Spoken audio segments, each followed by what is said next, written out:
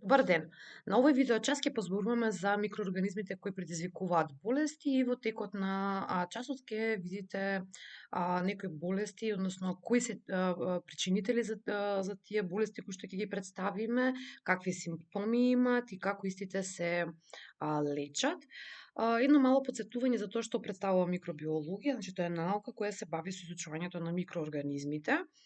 Се до моментот додека не се најдат оптичките инструменти, за човекот било за човечкото око било невозможно да види објекти кои што биле со многу мали димензии, односно микро честички да речеме. Па првиот микроскоп кој што е најден има големо влијание врз развојот на микробиологијата и воопшто на целокупната наука, односно можеме да кажеме биологијата, бидејќи почнуваат нели да се гледаат клетки и така натаму. Првиот микроскоп бил многу едноставно граден, всушност тоа представувала една цевка на чиј врвен дел имало поставено леќа. Леќа, тоа е оптичко стакло кое се нарекува леќа затоа што потсетува на обликот, односно формата на леќата која ја користиме во нашата исхрана. Овој прв микроскоп имал моќ на зголемување 10 пати. Што значи тоа? 10 пати да се моќ на зголемување. Тоа значи дека ние објектот кој што го наблюдуваме, всушност го гледаме 10 пати поголем од реалната големина која што ја има самиот објект. Подоцна се усовршуваат нормално микроскопите и значајно да го споменеме холандскиот научник Антоан ван Левенхук кој го усовршил микроскопот и се смета дека всушност со неговото совршување или со пронаоѓање на овој микроскоп почнуваат да се гледаат клетки, клеточните структури, микроорганизмите и затоа се смета дека представува основоположник на микробиологијата. Инаку, Антоан ван Левенхок, тој успеал прв да види на микроскоп бактерии, прв успеал да види габи и нешто што е интересно за овој научник, тој наблюдувал капка вода под микроскоп и вели дека водата представува извор на живот. Меѓутоа, во буквална смисла тоа го кажува затоа што успеал да види во таа капка вода која што ја наблюдувал живи микроорганизми, односно микроорганизми кои што се движат. Што представува поимот патогенос? Еден поим со кој што прв пат денес ке се сретнете, предпоставувам, и води грчко потекло. Самиот збор патос во буквален превод значи да пати. Патогените микроорганизми се микроорганизми кои што кога ќе навлезат во организмот на човекот предизвикуваат буквално патење, односно предизвикуваат изнемоштеност, да се чувствува малаксано самиот организам, главоболка и така натаму, и оттаму овој збор се користи за овие микроорганизми. Меѓутоа, сите микроорганизми не се патогени микроорганизми, затоа што голем број на познатите микроорганизми и тоа како имаат или наоѓаат примена и корист имаат за човекот, како што се например млечно-киселинските бактерии, понатаму во дигестивниот систем на човекот исто така има корисни бактерии. Но, оние кои што предизвикуваат заразни болести, односно инфективни болести, се наречени патогени микроорганизми, а нивниот број е сведен на околу 400 видови. Микроорганизмите кои предизвикуваат заболување кај човекот се патогените бактерии. Бактериите представуваат, имаат клеточна структура, тоа се микроорганизми, чија што клетка има форма на топчиња, стапчести, спирални бактерии, понатаму имаме бактерии кои што имаат одредени израстоци. Значи, патогените бактерии предизвикуваат заболувања кај човекот. Понатаму, други микроорганизми, тоа се вирусите. Морам на почетокот да кажам дека вирусите, за разлика или во споредба со бактериите, тие немаат клеточна структура И слободно може врз основа на ова да кажеме дека вирусите додека не навлезат во организмот на човекот или во така наречена клетка домаќин, тие не покажуваат знаци на живот. Знаци на живот ќе покажат во моментот кога тие ќе навлезат во организмот и каде што почнуваат да се размножуваат. Други микроорганизми се протозоите, како што е дизентериска амеба, која што предизвикува заболување и може да бидат габи, кои што исто така предизвикуваат одредени заразни, односно инфективни заболувања кај човекот. Како може да се пренесат патогените микроорганизми? Значи, може да се пренесат од заболен човек на здрав човек. И тоа кога оној човек кој што е заболен или здравиот човек е во контакт со оној кој што е носител практично на овие патогени микроорганизми. Понатаму може да се пренесат од животно на човек, ако човекот дојде во контакт со такво животно или ако биде по угриз од заболено животно да бидат пренесени овие патогени микроорганизми во човекот. Може да бидат пренесени исто така и со инсекти. Овдека ќе го споменам комарецот, и тоа маларичниот комарец, кој што врши пренесување на плазмодиум, а тоа е причина за заболувањето маларија, ќе видиме подоцна во видеочасот. Други инсекти, ќе ги споменеме болвите, крлежи, понатаму може да бидат и осите кои доколку биле на или се наоѓале на изумрени, односно угинати животни, па да пренесат микроорганизми по убод на човекот. Од каде може да се пренесат самите микроорганизми? Секаде околу нас се наоѓаат микроорганизмите. Не сега не зборуваме дали се нели штетни или корисни, меѓутоа секаде буквално околу нас се наоѓаат микроорганизмите. Значи ги има во почвата, во вода, на самата храна. Оние патогени микроорганизми може да се пренесат ако конзумираме храна, например, која што е контаминирана зборот да значи затруена, односно ако во таа храна има микроорганизми кои што тука се размножиле и ние ја конзумираме таа храна, значи може да дојде до некакво заболување на нашиот организам. Например, ако користиме храна која што е расипана ќе добиеме труење од таа храна поради присутните или навлезени бактерии од видот салмонела. Понатаму може преку воздухот, може преку вода, доколку конзумираме вода во која што се наоѓаат патогени микроорганизми, ја спомнав дизентериската амеба, понатаму колера исто така, затоа што ако во оваа вода се наоѓа бактеријата која што го предизвикува заболување, значи несомнено дека оној кој што ја користи таа вода дека ќе се заболи од оваа болест.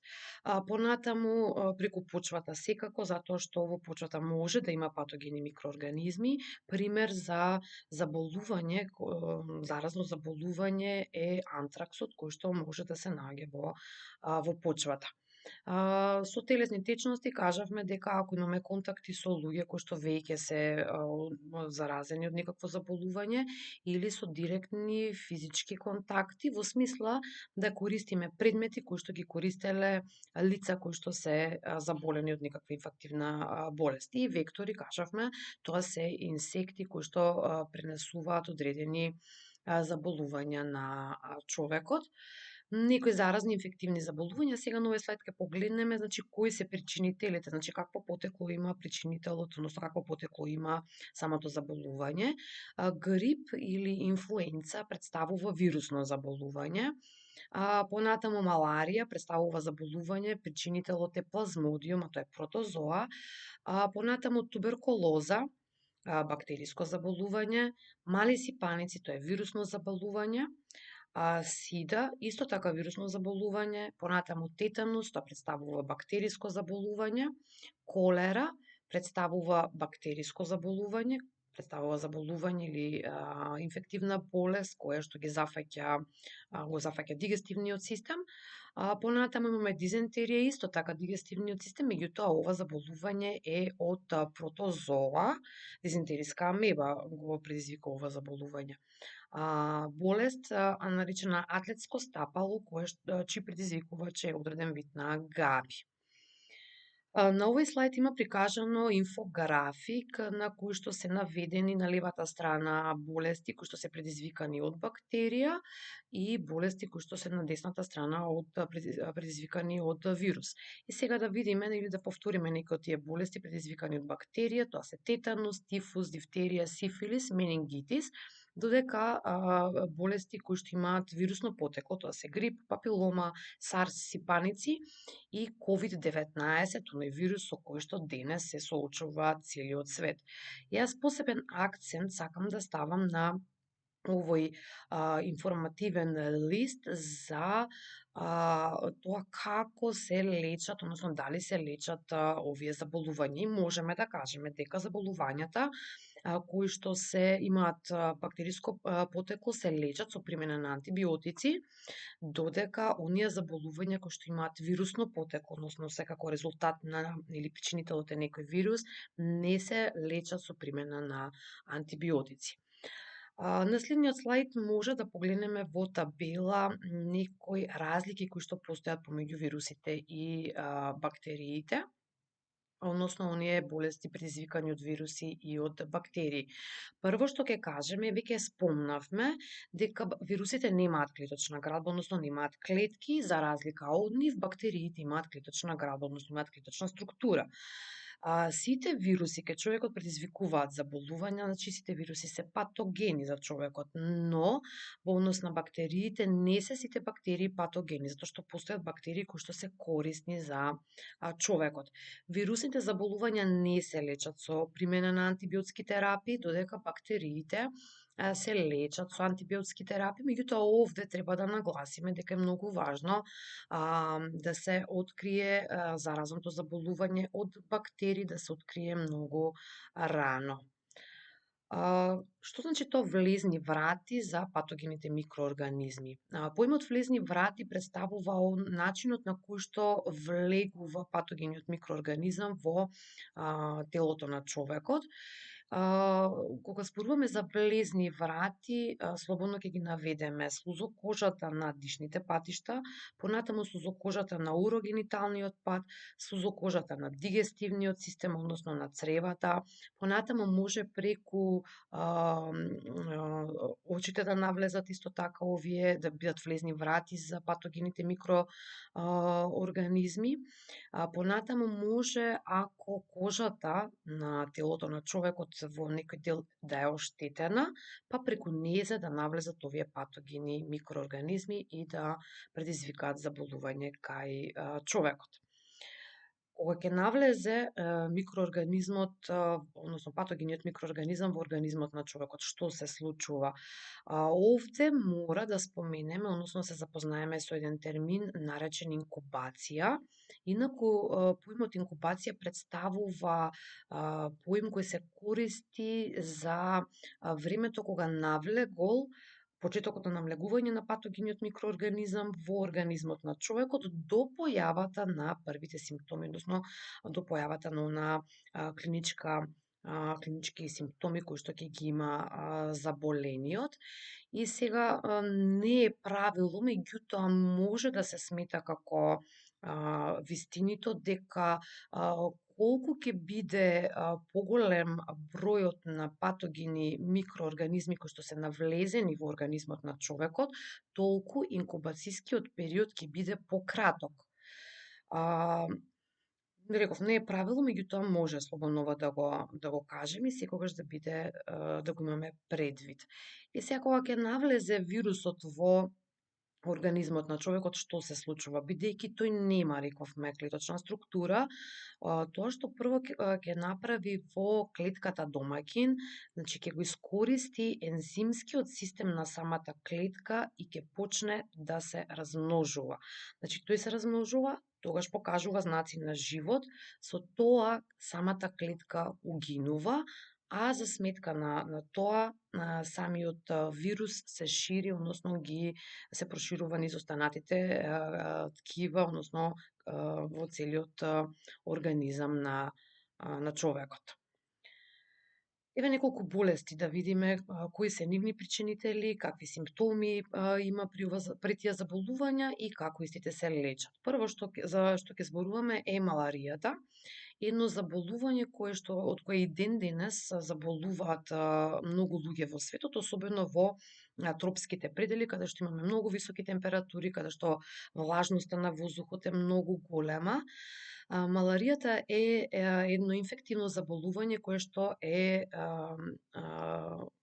причинител е плазмодиумот, односно протозоа, се пренесува со маларичен комарец. Сега, тука е многу важно да споменам дека може човекот да заболи доколку добие убод од маларичен комарец, кој при убодот всушност го вбризгува плазмодиумот во циркулацијата на човекот, меѓутоа може да биде индиректно. Што значи тоа индиректно?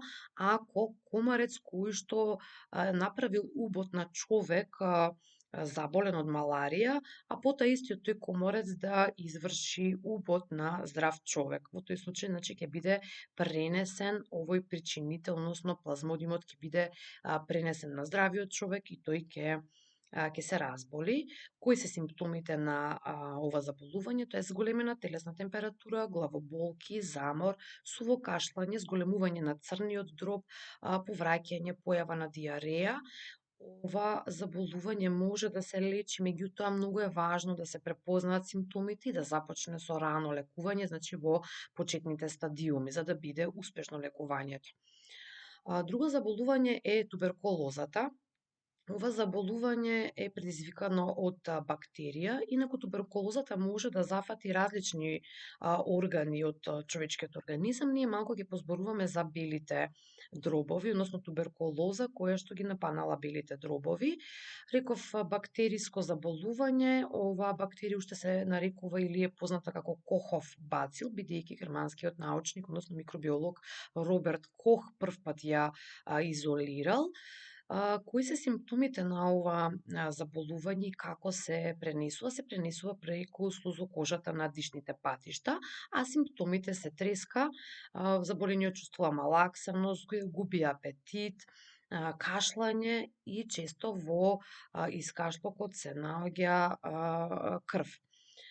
Како се одвива лечењето, бидејќи станува збор за бактериско заболување, значи се лечи со антибиотици, меѓутоа многу е важно да се открие рано ова заболување и истото трае долго, важно е да споменеме дека е долготрајно или треба да прима антибиотици долг временски период. За ова заболување во нашата држава има задолжителна вакцина која што треба да ја примиме за да се спречи појавата односно да може самиот всушност организам да стекне имунитет и со тоа се спречува ширењето на туберкулозата како една многу инфективна и заразна болест. Друго заболување сипаници и овдека може да кажеме дека ова заболување представува вирусно заболување. Има мали сипаници, познати како морбили, и големи сипаници, познати како варичела. Симптомите кои се тоа? Се кашлање, воспалени очи, висока температура, истоштеност на организмот, главоболки. Значи, самите вируси, двата вида на сипаници имаат вирусно потекло, нели? Самите вируси навлегуваат преку епителните клетки на сузокожата од дишните патишта. Она што ги прави, пошто би ги разликувале овие два вида на сипаници, е тоа што при мали сипаници, односно морбили, има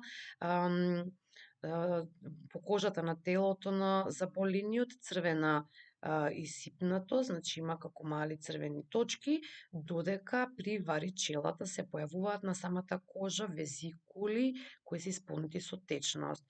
Инаку за морбилите исто така има вакцина која што е задолжителна во нашата држава. Рековме со вакцинирањето се стекнува имунитет на ова инфективно, односно заразно заболување. На што треба да внимаваме? Значи, секојдневно сме во допир со пари. Тоа значи дека бидејќи парите се постојано во допир на различни луѓе, тоа значи дека секогаш кога ние ќе дојдеме во контакт со пари, треба предвид да имаме дека мора да ги миеме задолжително рацете. А, Понатаму, ако користиме градски превоз, исто така мора задолжително да ги миеме нашите раце. Ако користиме предмети кои што биле во употреба на други луѓе, исто така одржувањето на хигиената со често миење на рацете е задолжително. Во случај кога не сме во можност да ги миеме рацете, значи може да користиме како замена антисептичко средство кое што антисептик представува едно средство кое што ги уништува во голем број микроорганизмите. И сега на овој слайд овде ќе видиме представено едно овоше, односно едно јаболко.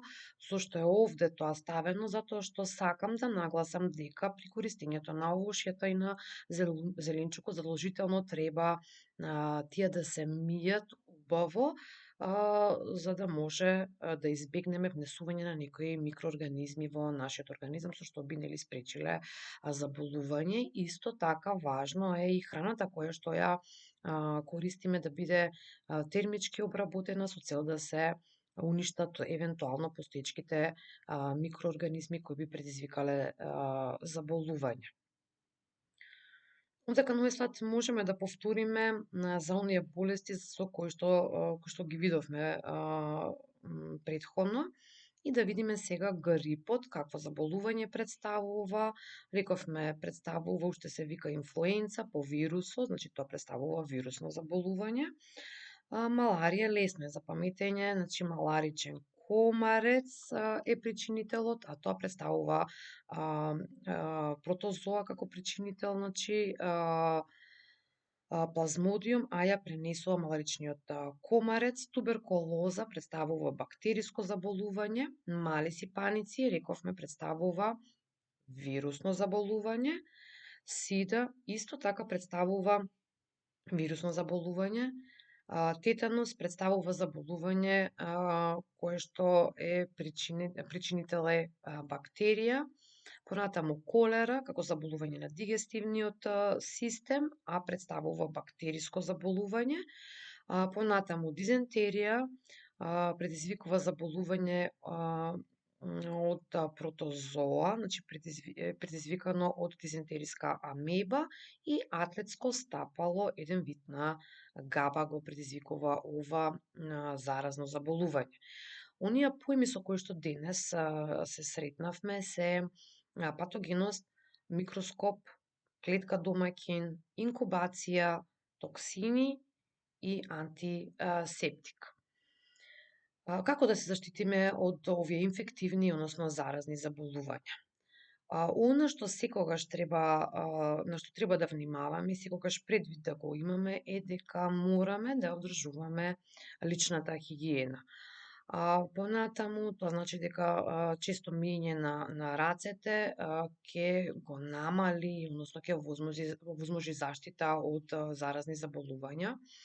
Понатаму избегнување на контакти со заболени лица кои што и веќе се инфицирани, односно имаат одредено заразно заболување. Одржување хигиена во просторот во кој минуваме подолг временски период, но тоа не значи само нели да си ја средиме собата, да направиме дезинфекција, туку тоа значи да ги проветруваме често во просториите, односно местата каде што поминуваме подолг временски период, за да влезе свеж нормално воздух, да поминуваме колку што можеме поголем временски период на отворено, односно на сонце. Секако многу е значено и важно вакцинирањето.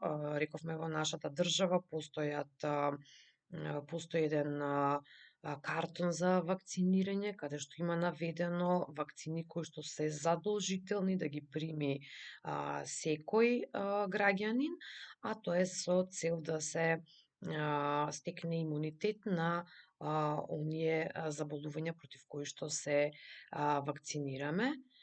Овде сакам да споменам дека е многу важно да внесуваме избалансирана храна, да имаме физичка активност, односно да внимаваме на нашето здравје и на тој начин.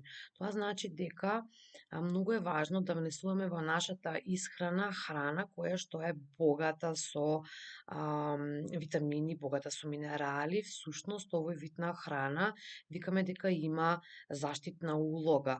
Што значи тоа? Дека ако користиме ваков тип на храна, тоа значи дека нашиот имунитет ќе биде на многу поголемо ниво, односно поголем имунитет ќе имаме, па доколку нашиот организам е заболен од некое вирусно заболување, да може многу полесно да се избори со тоа вирусно заболување. Ова беа информации кои што за кои сметам дека се интересни за и предвидени беа за овој видеочас. Ви благодарам на вниманието.